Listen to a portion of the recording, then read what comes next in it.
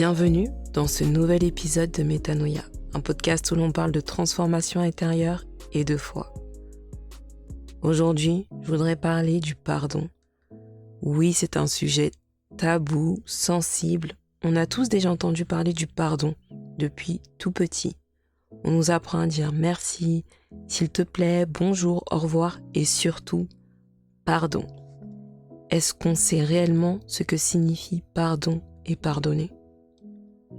À mon humble avis, je ne pense pas, car sinon on n'emploierait pas des phrases comme « il ou elle ne mérite pas mon pardon » ou encore « je ne pardonnerai jamais ». Sais-tu ce qu'est vraiment le pardon ? Pour moi, pardonner c'est un choix, reconnaître que la personne a fait du mal et décider de ne plus en tenir rigueur en laissant le passé au passé, sans retenir aucune émotion négative liée à cette action. C'est avancer sans bagage rempli de moisissures qui représentent le passé, la rancune, la vengeance ou encore l'amertume. Concrètement, une personne qui m'a fait du mal, même si sur le coup je ne vais pas pardonner, au bout d'un certain temps, selon mon processus, je ferai le choix de le ou la pardonner et je m'appuierai sur Dieu pour faire le reste. Car humainement, il est impossible de pardonner totalement sans rien retenir. J'ai bien dit rien. Quand je dis rien, c'est en mode, c'est pas dans un an tu relances ça à la personne face to face en mode ouais mais tu te souviens tu m'as fait ça. Non, it's done. Je laisse ça au passé. Comme Dieu le fait avec nous.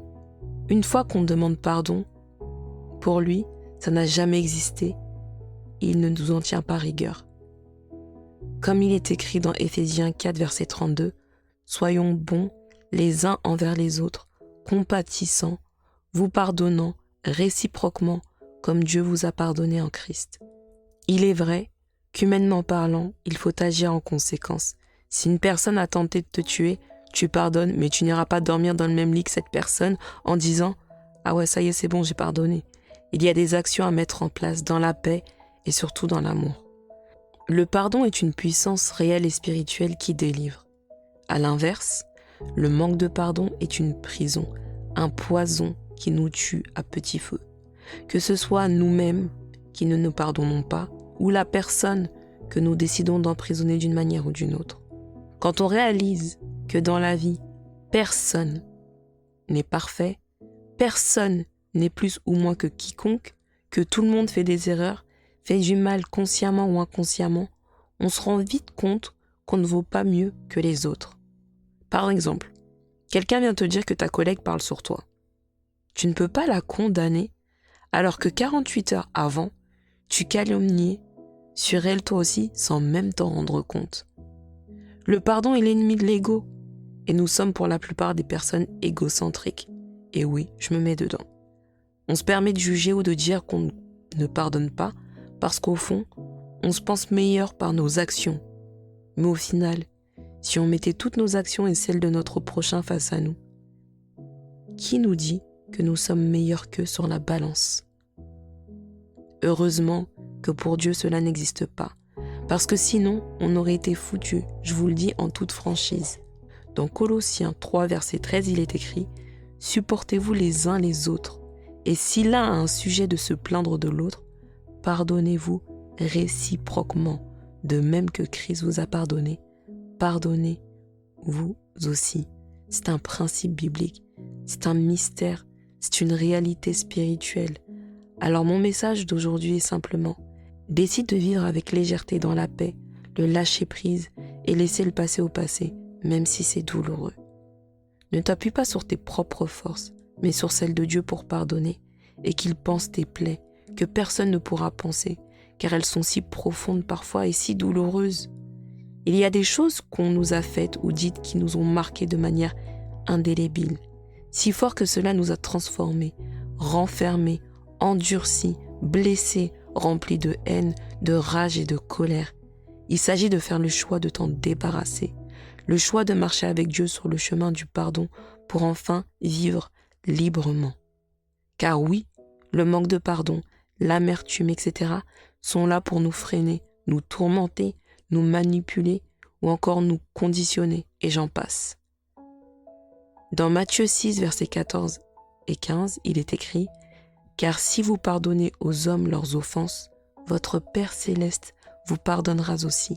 Mais si vous ne pardonnez pas aux hommes, votre Père ne vous pardonnera pas non plus vos offenses. » Dans Matthieu 6, versets 14 à 15, il est écrit « Car si vous pardonnez aux hommes leurs offenses, votre Père céleste vous pardonnera aussi. Mais si vous ne pardonnez pas aux hommes, votre Père ne vous pardonnera pas non plus vos offenses. » Je parle comme ça, mais ce n'est pas facile. Et moi-même, je suis en plein processus. J'ai manqué de pardon pendant de très longues années. Et ça s'est répercuté sur tellement de choses de ma vie, même sur ma santé, mes rêves, ma relation avec moi-même. Et je souhaite à tout le monde de sortir de cette prison.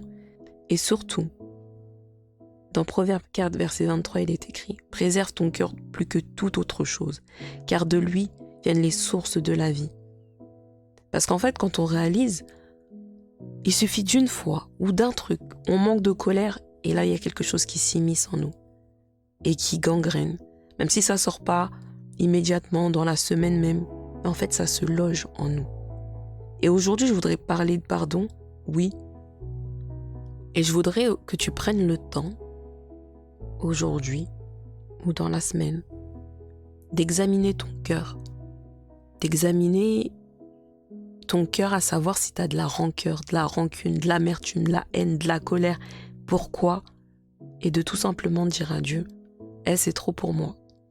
Tu vois cette chose-là, qu'elle ou qu'il m'a faite, qu'ils ont fait à ma famille. Je peux pas. Moi, je peux pas. Pardonner, c'est lourd pour moi. Mais parce que tu l'as dit, que si moi-même je ne pardonne pas, tu ne me pardonneras pas. Parce que tu l'as recommandé et que tu as dit qu'il fallait qu'on se pardonne les uns et les autres, je m'appuie sur ta parole et je décide de pardonner. Mais maintenant, j'abandonne tout entre tes mains. Parce que de moi-même, je peux pas, j'y arrive pas, mais je fais le choix. Et aujourd'hui, je t'invite à faire ce choix. Et n'hésite pas à m'en dire des nouvelles. Merci d'avoir partagé ce moment avec moi. Prends soin de ton âme, reste connecté au cœur de Dieu. Et surtout, n'oublie pas de rayonner.